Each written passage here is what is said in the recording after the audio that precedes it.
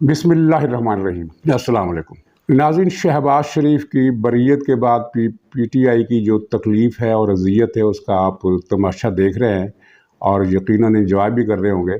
اور P T I کی تکلیف کی کچھ اور وجوہات بھی ہیں،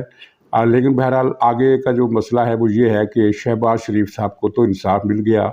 اور یہ سراسر جھوٹا مقدمہ تھا، پہلے دن سے جھوٹا تھا، لیکن لٹکا اس لیے رہا کہ آپ کے علم میں ہے کہ پاکستان میں کیا ہوتا رہا، اور ایک نظام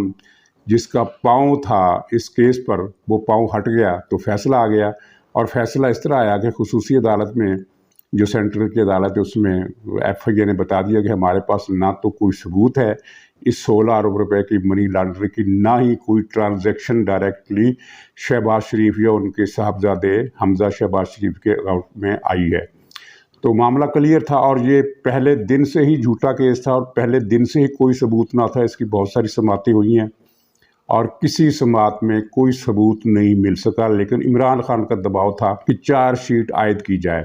سسٹم کا بھی دباؤ تھا، تو وہ چارج شیٹ عائد ہونے کے کئی مرحلے آئے جن سے بہرحال شہباز شریف کسی نہ کسی طریقے سے بچ نکلے۔ لیکن یہ ایک بات ڈن ہے کہ سسٹم جس طرح اس نے پاؤں رکھا ہوا تھا۔ مریم نواز کے کیس میں کیا تھا؟ عدالت کے اپنے ریمارکس ہے کہ اس کیس میں کچھ بھی نہیں ہے، اس کیس سے مریم نواز کا تعلق ہی نہیں بنتا ہے۔ تو پھر سوال یہ پیدا ہوتا ہے کہ اگر تعلق ہی نہیں بنتا ہے تو یہ 5 سال تک یہ کیس کیوں چلا؟ 5 سال تک کیس لٹکتا رہا، سماعتیں ملتوی ہوتی رہیں، کارروائی ہوتی رہی، اور عین بریت کا مرحلہ جب آ جاتا تھا تو مہینے کے لیے عدالت کی کیس کی سماعت ملتوی کر دیتی تھی۔ تو یہ عدالت کا کیا چکر ہے؟ ہمیں سمجھ میں آ گیا ہے، سب پاکستان کو نظر آ گیا کہ عدالتیں ہوں یا کوئی اور نظام،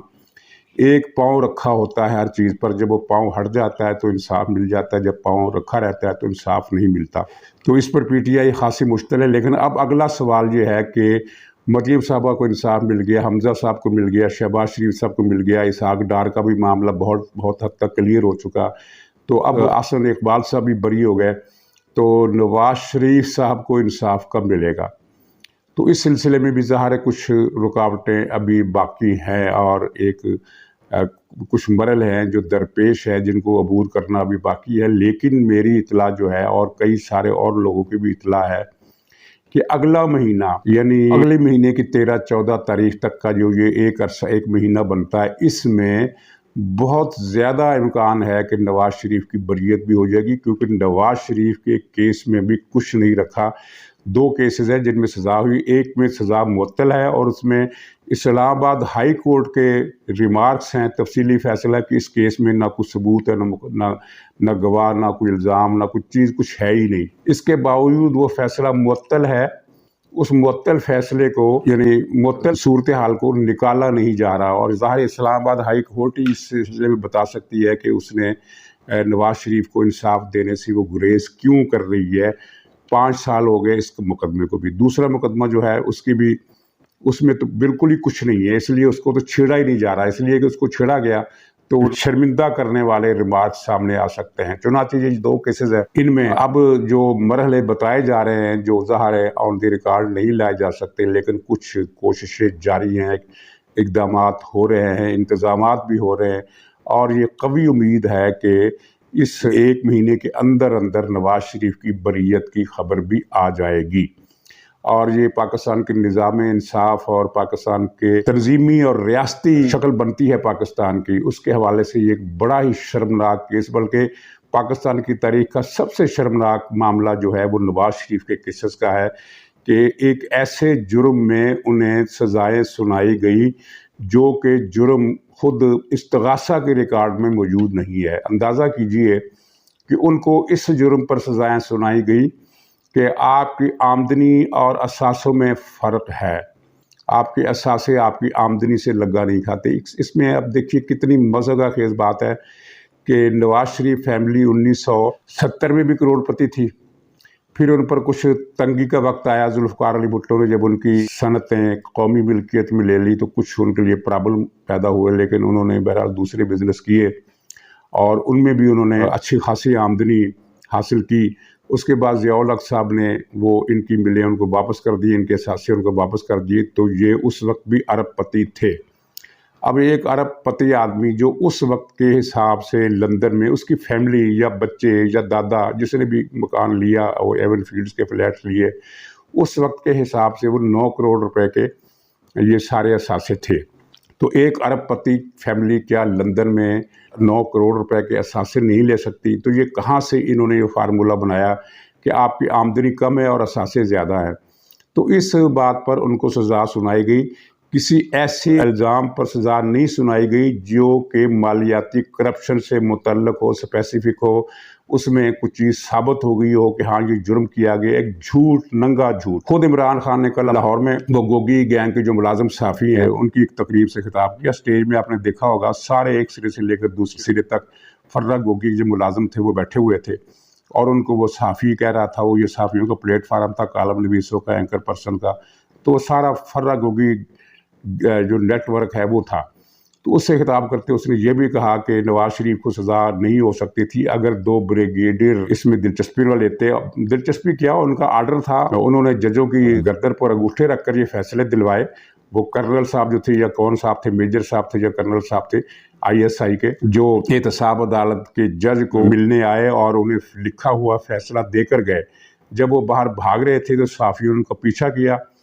تو وہ کچھ جواب نہ دے سکے۔ بعد میں پیچھا کرنے والے صحافی کے خاندان کو نہایت تکلیف دہ اذیت ناک حالات کا سامنا کرنا پڑا۔ تو یہ تو سارا کیس ہے۔ کل اتفاق سے 12 اکتوبر تھا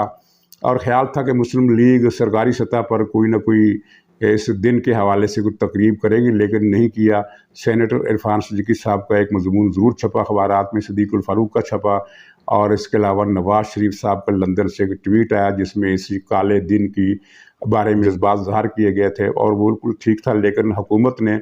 یا مسلم لیگ نون نے پارٹی کی سطح پر کوئی فنکشن نہیں کیا، کوئی سیمینار نہیں کیا، کوئی اس طرح کی چیز نہیں کی جس سے اس دن کی اہمیت واضح ہوتی، کیونکہ یہ دن پاکستان کی تاریخ میں بہت اہم ہے۔ اس لیے اہم ہے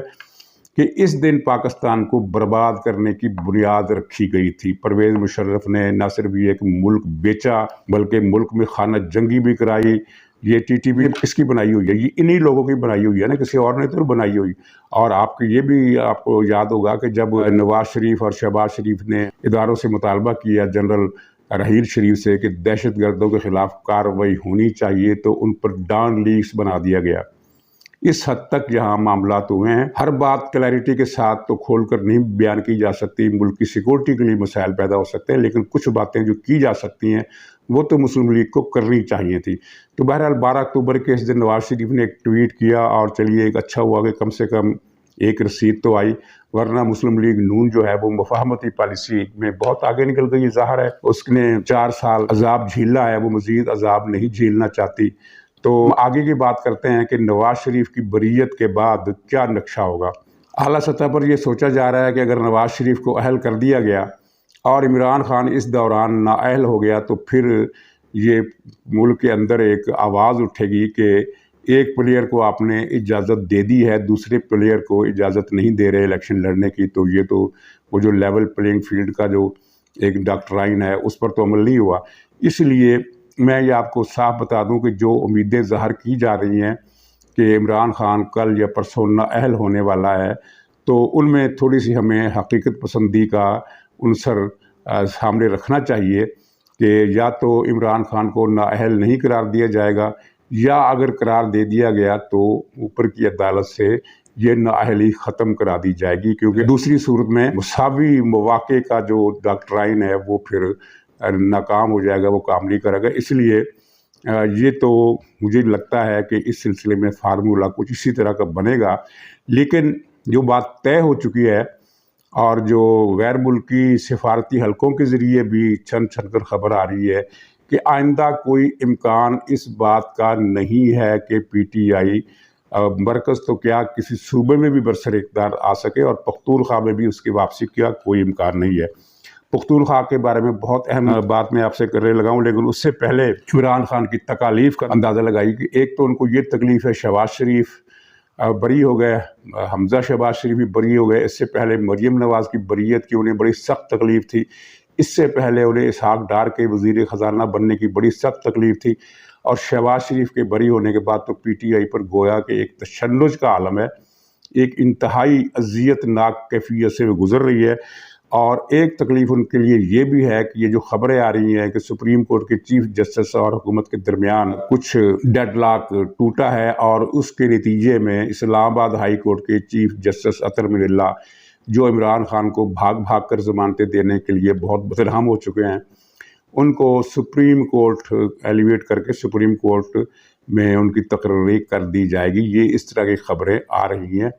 اور اگر ایسا ہو گیا تو پی ٹی آئی جو ہے وہ یہ سوچ رہی ہے کہ اس کا ایک مضبوط شیلٹر ہاؤس جو اسلام آباد میں ہے وہ اس سے چھن جائے گا۔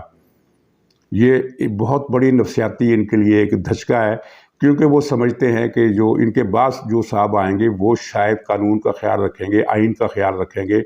اور اس طرح نہیں ہوگا کہ مقدمہ سندھ کا ہو تو ضمانت جہاں سے ہو رہی ہے، مقدمہ پشاور کا ہو تو ضمانت جہاں سے ہو رہی ہے، مقدمہ ایف آئی اے کا ہو تو ضمانت جہاں سے ہو رہی ہے۔ حالت یہ تھی کل کہ عمران خان بنی گالہ کی وہ کمین گال سے باہر آنے کے لیے تیار نہیں تھا، کیونکہ اسے کسی نے یہ غلط انفارمیشن دے دی تھی کہ جیسے ہی تم بنی گالہ سے نکلو گے تمہیں رستے میں پولیس پکڑ لے گی۔ تو اس نے پھر اطہر من اللہ سے شورٹی مانگی کہ مجھے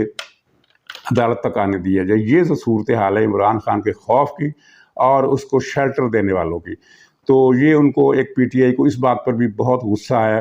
اور اس تشنج کے عالم میں پی ٹی آئی کے لوگ اب جس طرح کے بیانات دے رہے ہیں وہ آپ کے سامنے، وہ کہہ رہے ہیں کہ یہ پاکستان کے منہ پر تھپڑ رسید ہوا ہے۔ بھی تھپڑ تو ہمارے منہ پر رسید ہوا ہے، اور تھپڑ ان کے منہ پر رسید ہوا ہے جنہوں نے یہ جھوٹے مقدمات قائم کیے تھے، اور تم بھی اچھی طرح جانتے ہو کہ ان مقدمات میں جھوٹ، ضرب جھوٹ، نفی جھوٹ، جمع جھوٹ، تقسیم جھوٹ کے علاوہ کچھ نہیں ہے۔ یہ سارا فارمولہ 0 سے لے کر X تک جھوٹ پر مبنی تھا، اور اب اس جھوٹ کی ایکسپائری ڈیٹ آ گئی ہے۔ حالات نے ایکسپائری ڈیٹ کو نزدیک لانے میں کردار ادا کیا، ورنہ تو یہ آج سے 3 سال پہلے تک تو یہی طے تھا نا کہ 10 سال تک یہ سسٹم نہیں جانے والا۔ لیکن پھر عمران خان نے اس ملک کے ساتھ جو کچھ کیا، اور اس ملک کے اداروں کے ساتھ جو کچھ کیا، اور پاکستان کا خارجہ میدان میں جو کچھ کیا، اس کے بعد پھر یہ ایکسپائری ڈیٹ جلدی آ گئی۔ جیسے کوئی دوا ہوتی ہے، اس کے اوپر لکھا ہوتا ہے کہ یہ 3 سال تک فلاں سن تک یہ مؤثر رہے گی، لیکن اگر آپ اس کو کچن میں رکھ دیں چولہے کے قریب تو وہ 3 سال کی مدت نہیں چلتی، وہ 1 مہینے کے اندر اندر یا 2 مہینے کے اندر، یا جتنا بھی اس کا ٹیمپریچر کا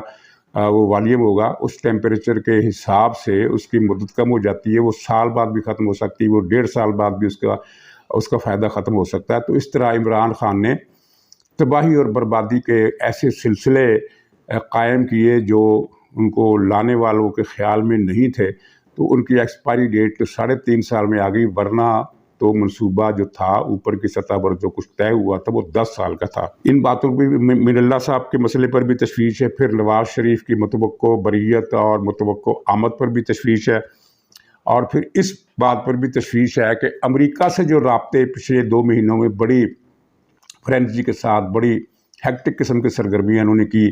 اندر ہی اندر فلاں سے ملو، لابینگ فرم بناؤ، فلاں سے رابطہ کرو۔ امریکہ میں جو پاکستان کی قادیانی کمیونٹی ہے ان کا کانگریس پر اثر ہے، اس کو استعمال کیا گیا، میڈیا میں اپنے لوگوں کو استعمال کیا گیا، میڈیا پر پیسے خرچ کیے گئے۔ یہ جو رقم آئی تھی نا کہ اتنے لاکھ پاؤنڈ دیے جائیں گے یہ فرم کو، وہ تو صرف ایک خبر آئی تھی نا، اندر کھاتے پی ٹی آئی نے وہاں بہت زیادہ رقم خرچ کی ہے، جس کو ہم پنجابی میں کہتے ہیں نا کہ ہاتھوں ہاتھ رقم۔ ایک تو ہوتی ہے نا منتھلی باقاعدہ اپروو کرنا، ایک ہاتھوں ہاتھ کسی یعنی پریس کو یا 2 اخبارات میں انہوں نے پیڈ آرٹیکل شائع کروایا، اور یہاں ان کو نشر کیا کہ یہ اس اخبار کا آرٹیکل ہے۔ تو نیو یارک ٹائمز میں یا اس طرح کے اخبار میں جو عالمی سطح پر جس کی ایک ویلیو ہے اور جس کی سرکولیشن بھی خاصی معقول ہوتی ہے، تو اس کا ایک صفحے کا ریٹ آپ کو اندازہ نہیں ہو سکتا کہ کتنا زیادہ ہوتا ہے۔ وہ چند لاکھ روپے میں نہیں ہوتا، وہ کئی کروڑ روپے اس کے ایک صفحے کے لگتے ہیں۔ تو اس امریکہ کی طرف سے صاف جواب ہو گیا ہے، ان کی کوششیں ناکام ہو گئی ہیں۔ ناکام ہونے کا مطلب یہ نہیں ہے کہ انہوں نے کوششیں ترک کر دی ہیں، ان کی لابنگ جاری ہے۔ خاص طور پر امریکہ میں جو قادیانی جماعت کا نیٹ ورک ہے وہ بہت زیادہ متحرک ہے، ان کے رابطے ہیں۔ خاص طور پر کانگریس کے جو یہودی ارکان ہیں ان کے ساتھ قادیانی جماعت کے بڑے قریبی دوستانہ تعلقات ہیں، وہ رابطے کر رہے ہیں، مسلسل کوششیں ان کی ختم نہیں ہوئی۔ لیکن ایک بار ان کی کوششیں ناکام ہو گئی ہیں، جس کے کئی مظاہر آپ نے دیکھے، بلاول بھٹو کا دورہ دیکھا، شہباز شریف کی جو بائیڈن سے ملاقات کا معاملہ ہو، یا جنرل اسمبلی اور IMF کے دوسرے معاملات ہوں، ان سب سے اور اداروں نے اس بات کو پازیٹیولی دیکھا ہے کہ عمران خان پاکستان کو جس عالمی سفارتی تنہائی کے کونے میں لے گیا تھا اس کو موجودہ حکومت نکال لائی ہے، اور پھر یہی وجہ ہے کہ کل امریکی دفتر خارجہ کے ترجمان نے اپنی باضابطہ بریفنگ میں یہ فکرہ کہا کہ ہم پاکستان کی جمہوری طور پر منتخب حکومت کے ساتھ کام کرنا چاہتے ہیں، اور موجودہ حکومت کا ذکر کرتے ہوئے کہ اس وقت پاکستان پر منتخب جمہوری حکومت قائم ہے اور ہم اس کے ساتھ مل کر کام کرنے کے لیے تیار ہیں۔ اس کا مطلب یہ ہے کہ عمران خان کی ساری پلاننگ جو تھی امریکہ میں لابیوں کی وہ ختم ہو گئی۔ جو بائیڈن گورنمنٹ نے عملی طور پر تو پہلے ہی ثبوت دے دیے تھے کہ وہ شہباز شریف کی گورنمنٹ کے ساتھ دوستانہ تعلقات کی حامی ہے، لیکن دفتر خارجہ کے ترجمان نے یہ جو بیان دیا ہے اس نے گویا کہ یہ اس پر ایک رسمی توثیق کر دی ہے، رسمی توثیق، ورنہ عملی جو نتائج تھے وہ تو سامنے پہلے سے آ چکے تھے۔ تو اس بات کا بھی اس کو بہت صدمہ ہے، اور پھر جس کے نتیجے میں یہ برس بھی رہا ہے، گرج بھی رہا ہے، اور اداروں پر زیادہ ننگے حملے کر رہا ہے۔ اعتزاز احسن سے ظاہر ہے وہ عمران خان کا ذاتی ایک قسم کا ملازم بنا ہوا ہے آج کل۔ اس نے جو پرسوں جنرل باجوہ کے خلاف بیان دیا کہ جنرل باجوہ مجرم ہے، تو یہ اس نے اپنی طرف سے تو نہیں دیا، ظاہر ہے اس کو فرہ گوگی نے کہا ہوگا، پنکی پیرنی نے کہا ہوگا، عمران خان نے کہا ہوگا، تو اس کو بھی ظاہر فوج میں غصے کی نظر سے دیکھا جا رہا ہے، اور اس کا ملبہ عمران خان کے علاوہ کسی اور پر نہیں گرے گا، اعتزاز احسن پر نہیں گرے گا، اس پر گرے گا۔ پنجاب میں جو چکر چل رہا ہے اس پر بھی عمران خان پریشان ہے، اگرچہ اس نے ایک وزیر داخلہ بنا دیا ہے کہ قبضہ گروپ کو، لیکن پنجاب کی صورتحال عمران خان کی گرپ میں نہیں ہے اور اس کو سمجھ میں بھی نہیں آ رہی ہے، اور پرویز الہی کی طرف سے جو دو ٹوک میسج اداروں کو دیا گیا ہے وہ عمران خان تک بھی ظاہر ہے کہ پہنچ گیا ہے۔ پرویز الہی کی طرف سے اداروں کو جو میسج دیا گیا تھا اس کا خلاصہ 2 حرفی کل بھی میں نے بتایا تھا، وہ یہی ہے کہ پنجاب میں ہم عدم استحکام نہیں ہونے دیں گے، بلکہ پرویز الہی کی طرف سے ازراہ مذاق ان کو یہ تجویز بھی دی گئی ہے کہ آپ ایک لاہور سے جلوس نکال لیں اور پنڈی جا کر ختم کر دیں۔ تو یہ بھی عمران خان کے اشتعال کا باعث ہے۔ ناظرین، اب آخر میں پختونخوا کا جو خطرناک معاملہ ہے یہاں جو نظر آ رہا ہے وہ نہیں ہے۔ ایک تو وہاں طالبان کی دہشت گردیاں بہت بڑھ گئی ہیں، لیکن جو بڑی سیاسی حوالے سے ہمارے لیے اہم ڈیولپمنٹ ہے وہ یہ ہے کہ پختونخوا میں لوگوں نے احتجاجی مظاہرے شروع کر دیے ہیں، سوات میں، منگورہ میں، مٹہ میں، جگہ جگہ، اور بلکہ پورے صوبہ میں۔ کل منگورہ میں بہت بڑا اجتماع ہوا، پرسوں سوات میں بہت بڑا اجتماع ہوا، تو وہ سوات کی تاریخ کا سب سے بڑا جلسہ تھا، اور یہاں ہم صرف یہ جانتے ہیں کہ وہ طالبان کے خلاف مظاہرے تھے، نہیں، طالبان کے خلاف نہیں، وہ پی ٹی آئی کے خلاف مظاہرے تھے، کیونکہ وہ یہ کہہ رہے ہیں کہ پی ٹی آئی ہی طالبان کو لے کر آئی ہے، اور طالبان کو کیسے لے کر آئی ہے اس کے لیے میں نے اپنے ولاگ میں پہلے تفصیل سے بتایا تھا، اور کئی اور ذرائع سے بھی آپ نے یہ خبر پڑھی ہوگی کہ طالبان کے ساتھ پی ٹی آئی کے مذاکرات ہوئے ہیں۔ وہ مشرف کا چمچہ بیرسٹر سیف، جس کا نہایت ہی مکروہ اور مشکوک کردار ہے پاکستانی مفادات کے حوالے سے، تو اس کے ذریعے طالبان ٹی ٹی پی سے مذاکرات ہوئے، اور ان مذاکرات میں جو چیزیں طے ہوئی تھی اس میں یہ تھا، یہ 1.5 مہینہ پہلے میں نے اپنے ولاگ میں بتایا تھا کہ اس میں یہ طے ہوا تھا کہ سوات تمہارا، پورا مالاکنڈ ڈویژن تمہارا، صرف سوات تمہارا نہیں، مالاکنڈ ڈویژن بھی تمہارا، اور اس کے علاوہ تم نے پشاور میں کسی کی ٹارگٹ کلنگ نہیں کرنی ہے، باقی جو مرضی ہے کرنا کرو، کسی کو اٹھاؤ، بارڈر پر لے جا کر مار دو، گولی چلا دو، بم پھاڑ دو، تمہیں اجازت ہے۔ یہ باقاعدہ معاہدہ بیرسٹر سیف کی قیادت میں پی ٹی آئی کی وفد نے ٹی ٹی پی سے کیا۔ T T P P T I کی اتحادی ہے، یہ معاہدہ کوئی جنگ بندی کا معاہدہ نہیں تھا، یہ معاہدہ تھا ذمہ داریوں کی تقسیم کا کہ آپ نے یہ کرنا ہے اور ہم نے یہ کرنا ہے۔ تو اس معاہدے پر کل پھر ایمل ولی خان صاحب نے منگورہ کے جلسے میں یہ تقریر کی ہے، وہ شاید آپ نے سن لی ہو، ویڈیو اس کے ساتھ آخر میں اٹیچ کر دوں، وہ آپ جلسے کا حجم بھی دیکھیے اور جلسے کے لوگوں کا جوش و خروش بھی دیکھیے، اور تقریر کے جو الفاظ ہیں پشتوں میں کچھ نہ کچھ آپ کو سمجھ میں آ جائے گی اس میں انہوں نے کیا کہہ رہے ہیں۔ تو اس وقت پختونخوا میں ایک لابا ابل رہا ہے طالبان کی ٹی ٹی پی سے نفرت کا، اور اس نفرت کا جو ٹارگٹ ہے وہ پی ٹی آئی کی گورنمنٹ ہے۔ یہ وہ صورتحال ہے جس کا عمران خان نے سوچا بھی نہیں تھا۔ عمران خان نے یہ گیم یہ کی تھی، یہ اصل میں جو فائرنگ ہوئی ہے اسکول کی ویگن پر، 2 بچے بہت بری طرح زخمی ہوئے، ڈرائیور شہید ہو گیا، تو اس گیم کا مقصد کچھ اور تھا۔ گیم کا مقصد یہ بتانا تھا کہ جب سے وہ پردیسی چائے والا اپنی جگہ سے ہٹا ہے پختونخوا میں حالات خراب ہو گئے. حالانکہ یہ معاہدے اسی کے دور میں ہوتے رہے, یہ سارا گند جو ہے اسی کا پھیلایا ہوا ہے. پختونخوا میں بارودی سرنگیں وہ لگا کر گیا ہے, لیکن یہ گیم الٹی پڑ گئی ہے اور عوام اب سڑکوں پر نکل آئے ہیں اس کے خلاف. اور جو سوات میں بڑا جلسہ ہوا اس میں ENP تھی, اس میں منظور پشتین کے لوگ تھے, اور اس میں جماعت اسلامی تھی. PTI کے 3-4 لوگ وہاں پہنچے, لوگوں نے ان کو بھگا دیا. وہ تقریر کرنا چاہتے تھے, یہ تاثر دینا چاہتے تھے کہ ہم بھی طالبان کے خلاف ہیں, حالانکہ یہ طالبان کے پارٹنر ہیں, partner in crime, partner in terrorism. تو یہ جو مراد سے ڈرامے کر رہا ہے کہ سوات میں فوج لے کر آئی ہے TTP کو, فوج نہیں لے کر آئی, یہ صوبائی حکومت لے کر آئی ہے. اور TTP کی موجودہ جو عسکری قیادت ہے یہ TTP کے خلاف ہے. یہ TTP کو کوئی فری ہینڈ نہیں دینا چاہتی بلکہ ان پر ہاتھ ڈالنا چاہتی. لیکن صوبائی حکومت کی موجودگی میں فوج براہ راست خود ایکشن نہیں کر سکتی, اس کے لیے اس کو صوبائی حکومت کو اعتماد میں لینا پڑے گا. تو یہ رکاوٹ ہے, لیکن فوج TTP کے حق میں نہیں ہے, اور TTP کو سب کچھ مل رہا ہے PTI کے اندر سے. تو یہ جو عوامی احتجاج ہے اس کا عمران خان کو اندازہ نہیں تھا, PTI کو بھی اندازہ نہیں تھا. اب یہ عوامی احتجاج پختونخوا صوبے میں PTI کے گلے پڑنے والا ہے, اور اس کو PTI کو اس کی بھاری قیمت ادا کرنی پڑے گی. تو ناظرین اسی پر اجازت دیجیے, انشاءاللہ اگلے ولاگ میں پھر ملاقات ہوگی. تب تک کے لیے خدا حافظ.